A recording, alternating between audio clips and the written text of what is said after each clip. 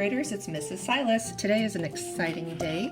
We're going to be taking our sketches and turning them into a large drawing. So you should get your 12 by 18 paper and find your black eraser.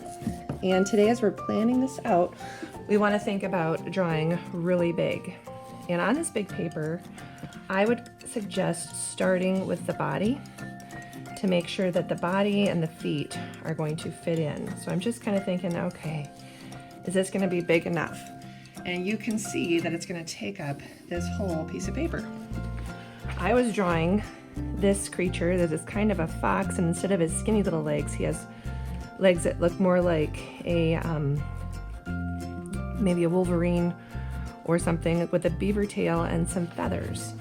So I'm going to start out by drawing in the body here. If your animal is walking, the back, like here, I was making this back toe kind of bend as it's walking. And then remember how we talked about exaggeration? I can make those claws really big. To make my foot look like it's sitting, I'm gonna have this the part of the foot just kind of bend and almost like make a turn here so we can see that it's sitting on the weight of its foot. And then I like cats, and I was noticing on my sketch that when I have this paw or claw come up, it kind of reminds me of a cat. Okay, so now for this head.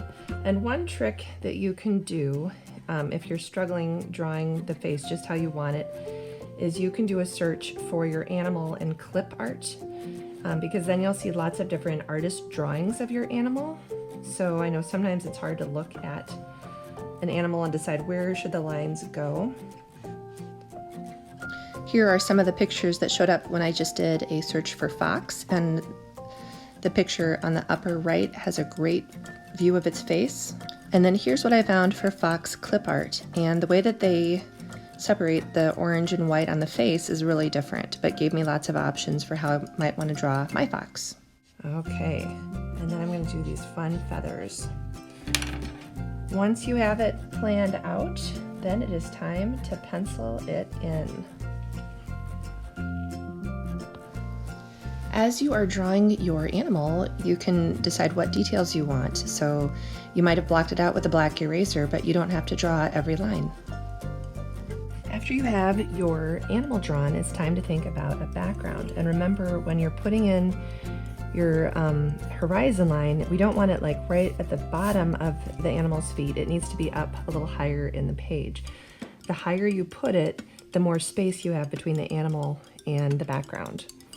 I'm imagining my fox beaver creature to be in kind of around like a pond or wildlife. So I'm going to put some tall grasses, and when I color those in, they'll probably look a little bit more grass-like, and then maybe some cattails, because cattails are around the edges of water.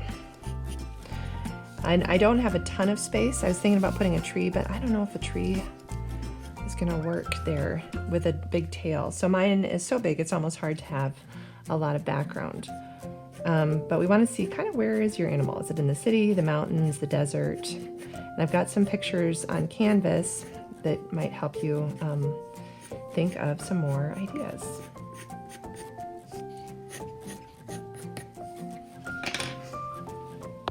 All right, I'm ready to color my animal. Since this is drawing paper, I would suggest using markers, colored pencils, or crayons. That'll work best. It's not really strong enough for paint. And these don't have to be realistic colors. If you want to make your animal super bright and colorful, you can.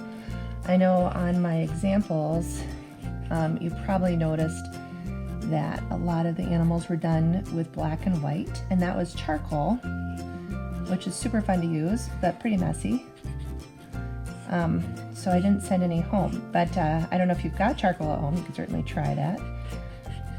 But let's, I'm gonna work on making mine colorful. And I kind of like the idea of carrying that orange fox color throughout my animal. And you can certainly do stuff like on this body, I could make scales or dots or stripes, or do something kind of interesting that way.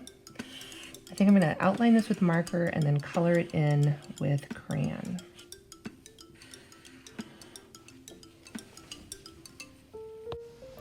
As I'm coloring this, I'm thinking about outlining each area with the color that I'm going to use for the inside. So I switched around the different colors of markers I used and then used that color of crayon on the inside. I also was erasing pencil marks as I was going to make sure that it looks nice. Well, my animal is coming along, and one thing I was going to mention, if you just have like a box of 24 crayons like I'm working with, you could mix your colors. So like I only have one brown, but I'd like the ground to be a different color than the tail. So one thing I could do is just very lightly color with this brown, and then I have, this is called Dandelion. I don't know if that is a color that's in all of the boxes or if that was a special color, but it's a little bit of a darker yellow than just plain yellow. And I could layer these two together and create kind of a new color. And what that does too is it takes the brown that's in the tail and kind of helps my eye move around my artwork, because when your eye sees similar colors, it keeps moving around. So it's going to help bring some harmony to my artwork. And here is my finished mixed up creature. I've got the sky colored in. I used several different colors when I was coloring in my tall grasses and cattails. And then of course, I finished it off by signing my name. Don't forget to sign your name on your piece of work and then take a picture and let me see what you came up with.